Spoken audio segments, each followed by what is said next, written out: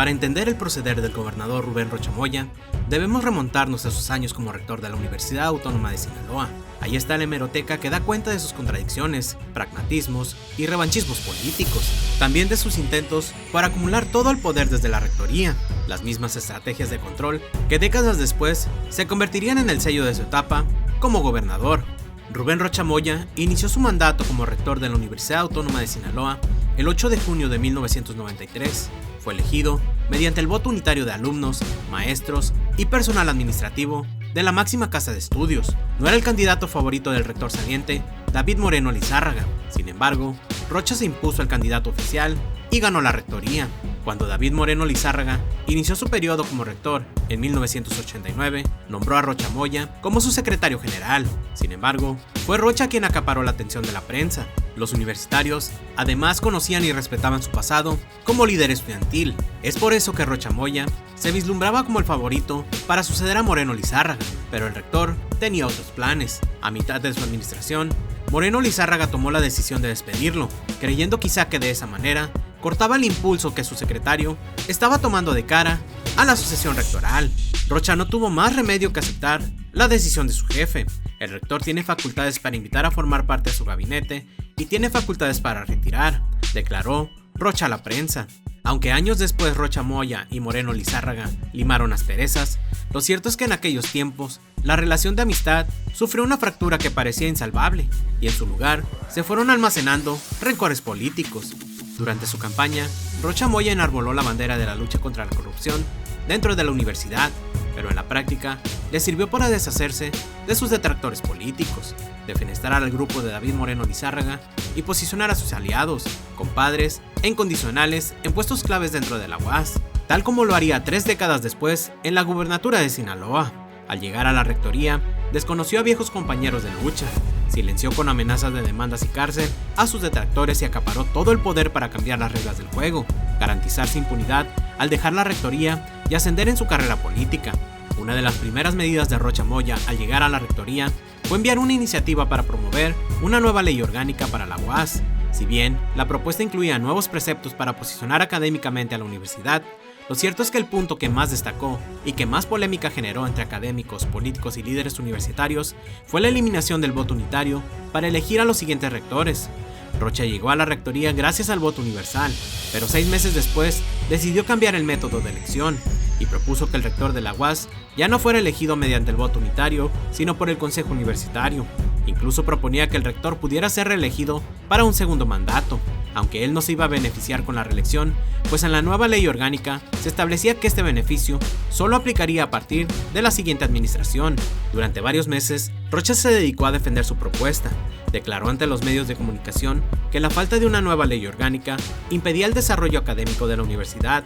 Señaló que la ley orgánica que lo había hecho rector a él ya resultaba obsoleta y que no respondía a las necesidades de los nuevos tiempos. Es por eso, declaraba, que se debía aprobar una nueva ley orgánica que revisara todo aquello relacionado con la democracia interna de la UAS, principalmente los mecanismos para la designación de autoridades. Pidió a los diputados del Congreso Estatal que tomaran en cuenta estos 2 puntos trascendentales y probablemente históricos para la UAS, la reelección del rector y la propuesta de que fuera electo por el Consejo Universitario.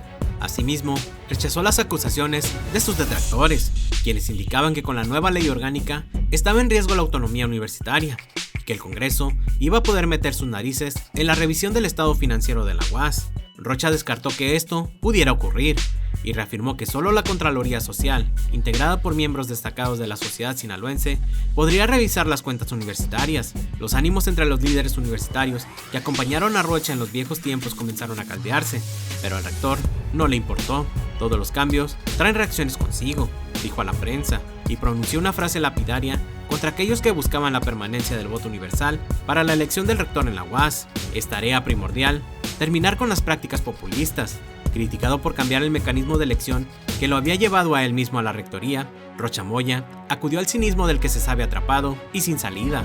No consideró que su nueva postura resultara un fraude para quienes lo habían llevado a la rectoría mediante el voto universal, secreto y directo de la comunidad universitaria, ya que desde su punto de vista existían muchos estudiantes que pedían a gritos que se eliminaran los procesos electorales. A favor de la propuesta de Rocha estaban los panistas, empresarios y los organismos patronales.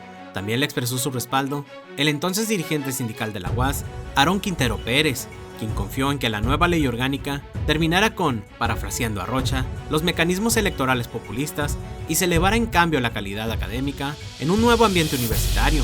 Es por eso que Quintero Pérez apoyó la propuesta de que el Consejo Universitario se encargara de nombrar a los nuevos rectores. Rocha Moya le agradeció toda la vida su respaldo y al llegar a la gubernatura en 2021, lo nombró rector de la Universidad Pedagógica del Estado de Sinaloa. En contra se pronunciaron exrectores como Arturo Campos Román, Marco César García Salcedo y David Moreno Lizárraga, pero en general todos aquellos que buscaban despolitizar a la universidad, sacar a las grillas y a los grupos que enviaban a los estudiantes a marchar, estuvieron de acuerdo con la propuesta de Rocha. La ley orgánica fue aprobada por el Congreso Estatal en diciembre de 1993 y eso permitió que el sucesor de Rocha fuera su propio secretario general, Jorge Luis Guevara Reinaga, un hombre ligado al PAN que más tarde participaría en la campaña de Heriberto Félix Guerra por la gubernatura de Sinaloa y que estuvo a punto de convertirse en el secretario de Educación Pública Estatal durante el gobierno de Mario López Valdés, pero los ánimos entre los detractores de la nueva ley orgánica no se relajaron. Es por eso que Rocha tuvo que acudir a una nueva estrategia para callar las voces disidentes que le estorbaban.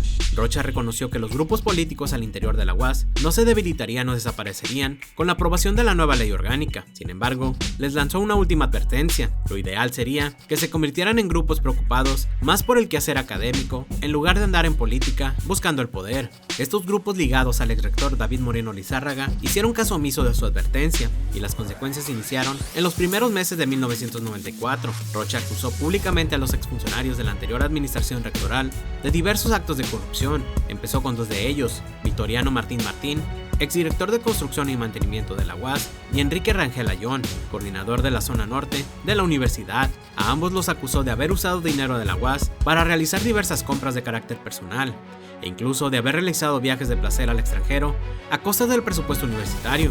Pronto comenzaron a salir más nombres, pero la atención mediática de la época se centró en los dos primeros por ser los casos que sí se llevaron a juicio. Uno de los señalados por el rector Rocha Moya fue Alfredo Millán Alarid, quien en diferentes notas de prensa de abril de 1994 rechazó las acusaciones de adeudos con la UAS y acusó directamente a las autoridades universitarias de buscar desprestigiar a la administración anterior con David Moreno Lizárraga. Para Millán Alarid estaba claro, la auditoría externa que Rocha había ordenado contra la administración anterior obedecía a intereses eminentemente políticos para intentar destruir al grupo del exrector David Moreno Lizárraga, entre los que estaban personajes como Liberato Terán Holguín, Jaime Palacios Barreda, José Antonio Ríos Rojo y Óscar Loza Ochoa. Este último, por cierto, tuvo la dignidad de rechazar el cargo que el gobernador electo Rubén Rocha le ofreció en la Dirección de Derechos Humanos del gobierno estatal. La justicia selectiva como escarmiento para que el resto de los detractores pusieran sus propias barbas a remojar, alcanzó a Enrique Rangel Ayón, quien se fue a los tribunales y pasó una temporada en prisión. Hacia Victoriano Martín Martín hubo más deferencia. En su caso, Rocha sí aceptó una negociación para lograr un acuerdo reparatorio por el adeudo que mantenía con la universidad. Victoriano ofreció una casa que tenía en el centro de Culiacán a cambio de los 500,000 nuevos pesos que adeudaba. Y así lo constatan notas periodísticas de la época, en las que se indica que el exdirector de Construcción y Mantenimiento de la UAS había sido perdonado por la denuncia penal que existía en su contra al garantizar el monto del adeudo con la entrega de un bien inmueble. Rocha Moya declaraba a la prensa que el caso de Victoriano Martín Martín quedaba cancelado, pero no así el de Rangel Ayón, contra quien siguió la denuncia. Tras estas muestras de autoritarismo, todavía algunas voces continuaron criticando al futuro gobernador. El exrector Arturo Campos Román lamentó que Rocha rector anticipara juicios contra personas a las que no se les había demostrado ninguna culpabilidad, ya que eso indicaba no conducía al esclarecimiento de los hechos. La idea no es solapar hechos irregulares en caso de comprobarse, declaró a medios, sino manejar los hechos en su verdadera dimensión y basados en documentos probatorios que habrían de arrojar la auditoría externa por parte de un despacho contable privado. El exrector Moreno Lizárraga fue más prudente. El que le abrió las puertas del poder a Rocha Moya decidió seguir en la academia, con un perfil bajo para no llamar la atención, en tanto que Rocha se convirtió en uno de los rectores que más poder acumuló, a tal grado que logró dejar a su pupilo al frente de la rectoría para que le cuidara las espaldas y él mismo pudiera lanzarse como candidato a la gubernatura por el PRD en las elecciones de 1998.